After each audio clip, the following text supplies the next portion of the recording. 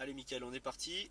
On se met en S. Donc si tu veux ensuite l'utiliser en manuel, tu fais vraiment comme tu le sens. Ok? Ok.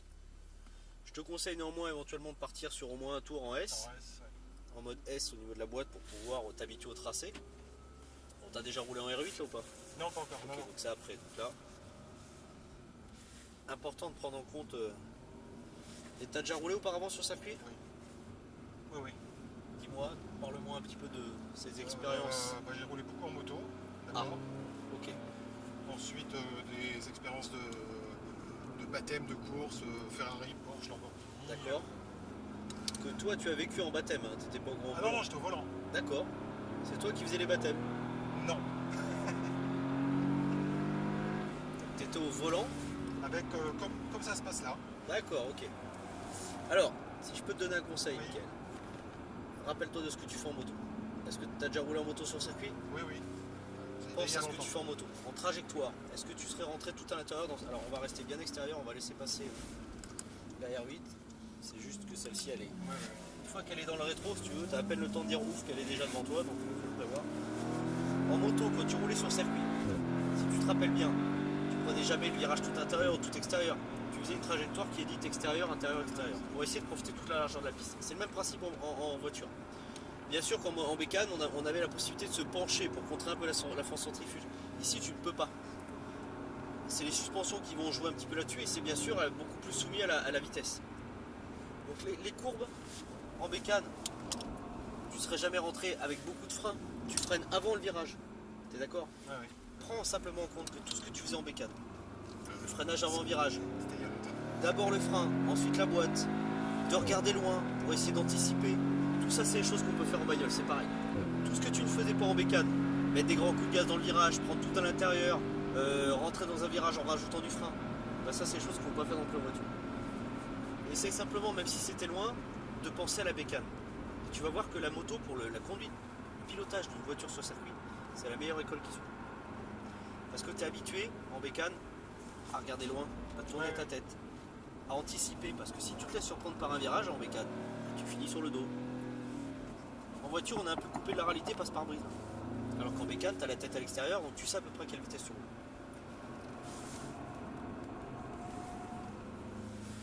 Donc même si c'est pas tout récent, essaye de te reprojeter dans ce que tu ressentais quand tu avais ta bécane, ton casque, quand tu étais sur le circuit. Quelle trajectoire tu pouvais te positionner?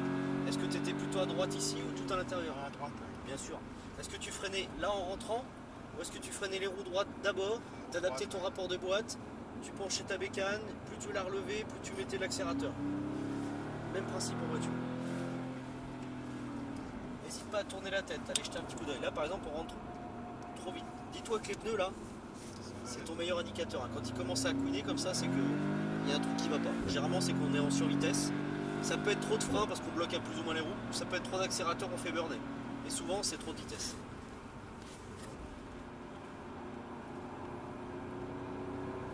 Rappelle-toi qu'en mécane, tout ce qui était virage rapide, tu freinais légèrement avant, puis après tu stabilisais avec un peu de gaz, léger. Pareil en voiture. Tout ce qui était virage lent, tu freinais avant, et tu gardais un petit peu de frein sur l'avant pour aider la voiture, la mécane à tourner. Même principe en voiture. C'est une histoire de transfert de charge, Mickaël. Quand tu accélères, il y a du poids sur l'arrière, c'est comme un wheeling. Alors c'est très bien pour aller tout droit, mais pour tourner, c'est compliqué.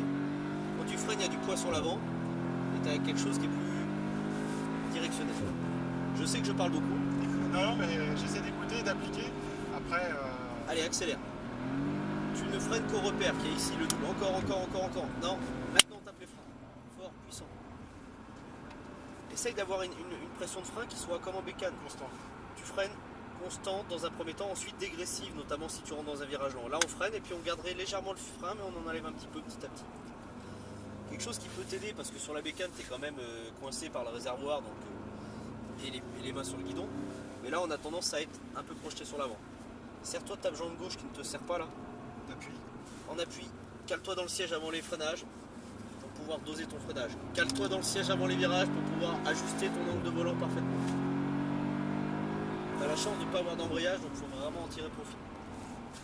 Allez, on tourne la tête, on essaie d'imaginer où est ce point de braquage. Là, il est caché, mais on essaie de le rejoindre en un seul geste de volant. Ah, on a encore hésité, mais le prochain tour, on le trouvera parfaitement. Allez, freinage. Tourne la tête, regarde. Va juste chercher petite information visuelle. Où est le repère? Et après tu reviens à essayer de travailler précisément à ta trajectoire.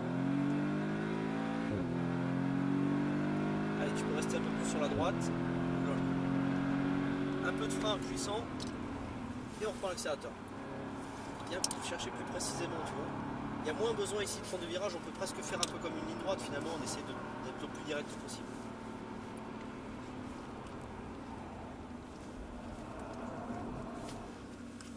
Après ce virage, on va rester bien à gauche. On y va.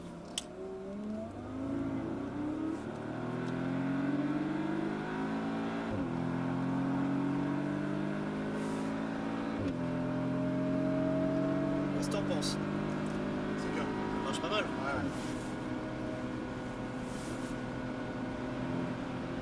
Allez, freine fort. Garde cette pression de frein. Relâche, reprends l'accélérateur légèrement. Et tu te concentres sur les prochains virages. Le prochain en l'occurrence. On accélère un peu. Ah, il n'y a pas besoin de freiner si tout. Tu pouvais freiner tac là une fois que tu as l'aéro droite. Allez. On élargit bien pour pouvoir bien chercher l'intérieur sur celui-ci. Et hop, profiter toute la largeur de la piste. On a l'aéro droite, tac, on freine. On prend un peu large. Tu peux te permettre de rentrer plus tard dans celui-ci.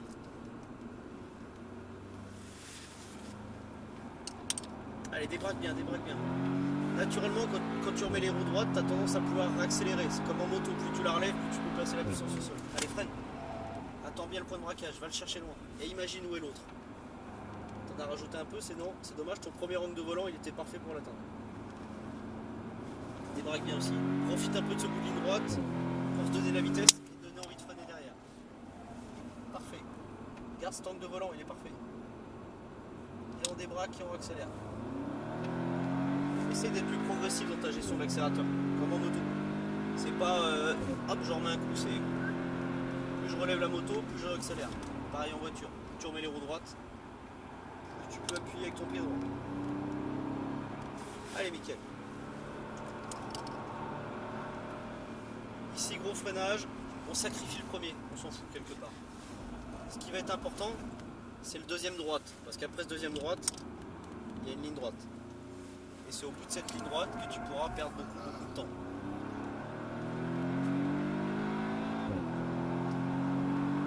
Je sais qu'il y a le système quattro et l'anti-patinage, mais plus tu vas être fin sur la gestion de ton accélérateur, plus tu optimises ta motricité et plus tu gagnes du temps. Allez, freine fort, garde ce frein, parfait, relâche-le, fais-moi confiance. Reprends l'accélérateur léger, léger, regarde au loin, léger, ça passe. Tu peux en rajouter un petit peu pour nouveau freinage. Tac. Allez, viens chercher l'intérieur un peu plus précisément. Débraque bien. Concentre-toi sur celui qui arrive après. Léger. On reste bien droit sur le côté. Freine fort. Et on vient chercher l'autre. Là, t'es très bien. T'as sacrifié un peu le premier, mais t'es mieux placé pour le second. Tu seras beaucoup plus... Allez, accélère. Tu passes la puissance au sol. Progressivement, tu déportes sur le côté droit.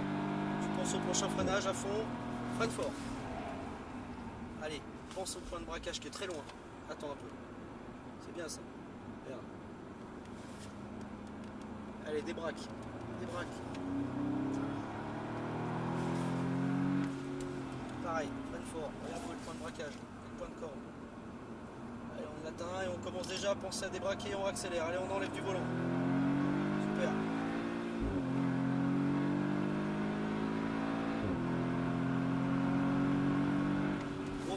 On relâche tout de suite, on reprend l'accélérateur léger.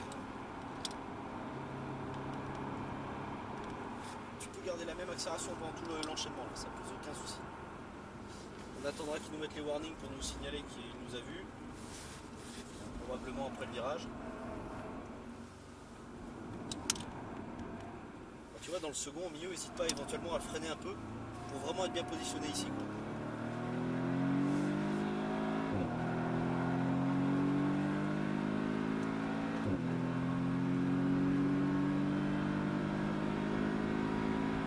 Ça te rappelle les souvenirs? Oui. Allez, freine fort. Là, on reprend l'accélération tout de suite. Allez, accélère un peu plus, rajoute-en un tout petit peu, légèrement, pas plus que ça, c'est très bien. Si, on lui met la pression. Je vois ça.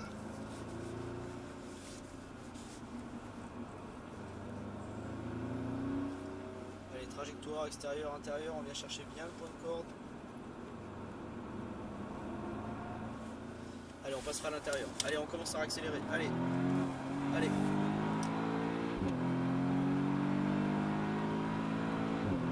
Très fort. Imagine où est le point de corde. Filet de gaz léger, on attend, patient. On peut en rajouter tout petit peu. Et allez, on débraque, on en rajoute plus. Allez, allez, allez, va chercher plus à droite. Tu vois, tu peux vraiment le faire progressivement dans ta trajectoire. Allez, intérieur, plus précisément. Allez, on va le chercher le point de corde. Là, on y est, quasiment. Là, on y est. Et on débraque, tac. Allez, on va le chercher. Ça paraît rien, mais d'aller chercher 20, 30, 50 cm, tu gagnes de la vitesse. Parce que tu optimises toute la largeur. Allez, on y va, c'est parti. Allez, va le chercher plus précisément à l'intérieur. À la limite du vibreur. Parfait. Encore. Allez, gros frein. Ah, ça manquait un peu d'attaque de frein. Là, quand je disais gros frein, fallait vraiment envoyer tout ce qu'on pouvait.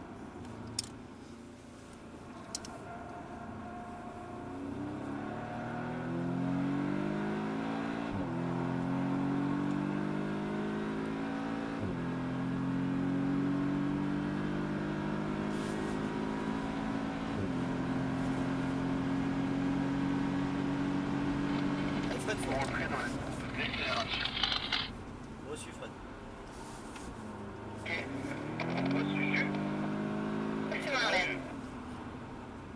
Donc à partir de maintenant, on va faire le dernier tour. On garde du rythme, qu'il y ait suffisamment de vitesse pour que ça refroidisse les freins. Mais on fait plus de gros freinage, ok? Donc ça veut dire qu'on anticipe au max. Bon, et bien. Bon, bah, c'est pas donné d'être pilote à tout le monde, hein, mais. Non, mais là, il y a déjà du rythme. Hein. Oui, oui. Moi, je m'amuse bien. Hein. Ah oui, j'espère bien. Non, mais je sais que par expérience, on est tellement pris dedans au bout d'un moment que ça passe assez vite quand même.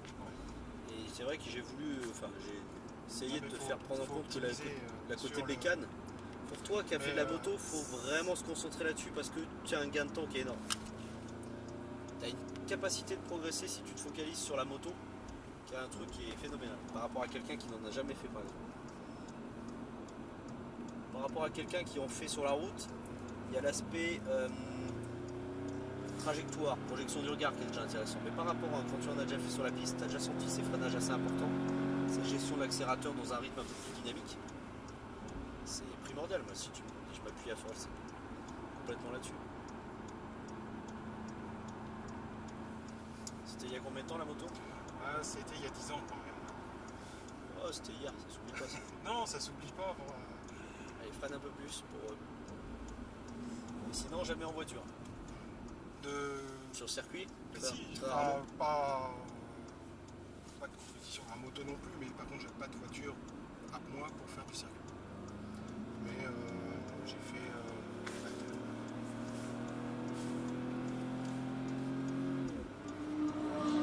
Je sais que j'avais essayé. Moi, je suis de Bordeaux, sur le circuit de Mérignac, j'avais essayé la Renault R26 R. Ouais. C'était extraordinaire. Ça marche bien comme voiture ça. Super bien. Bon, après, ma femme m'a payé genre Lamborghini Gallardo, Ferrari 458. J'ai essayé la Porsche GT3 RS, mais j'étais dans le GT3, mais c'était sous la flotte. Ouais. C'était bien aussi. C'était un peu plus stressant. On rentre à gauche. Ouais. À la flotte, c'est stressant, mais c'est une très très bonne école, tu ressens bien les choses. Ouais. La R26R, c'est une voiture qui paye pas de mine, mais Ah là, c'est hyper efficace. C'est hyper. Ah oui. Allez, on se mettra juste derrière. Ouais.